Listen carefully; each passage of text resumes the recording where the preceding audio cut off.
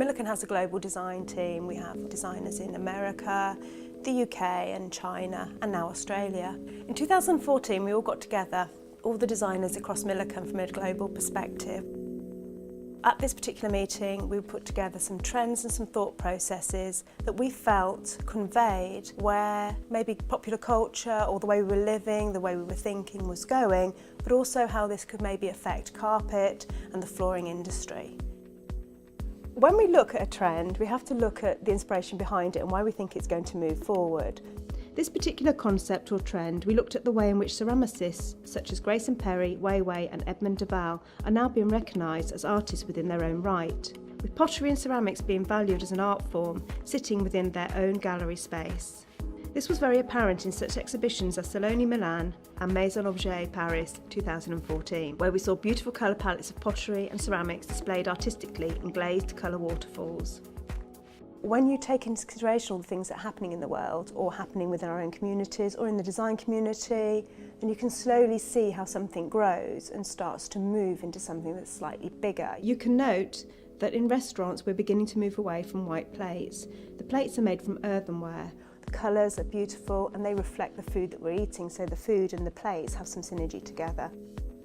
As well as identifying this trend, remember we did this back in 2014. We then started to work on the collection in 2015. Towards the end of the year, BBC Two had the Great Pottery Throwdown. So that's a programme that took potters, very similar to the bake-off scenario, and they would throw their own pots. And so this actually told us that this trend or this thought process was coming to mainstream.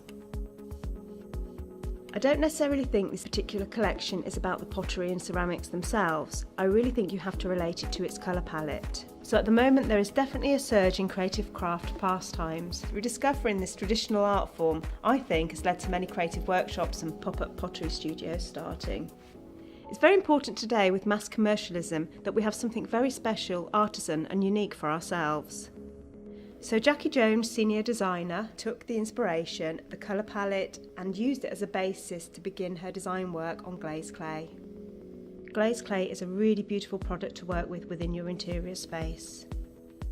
Some colorations within the collection provide a higher level of contrast in terms of tone and pattern, with others providing soft and delicate vision. Names such as kiln wash, pin dust and overglaze all give narrative to the traditional craftsmanship of the artistry of the potter.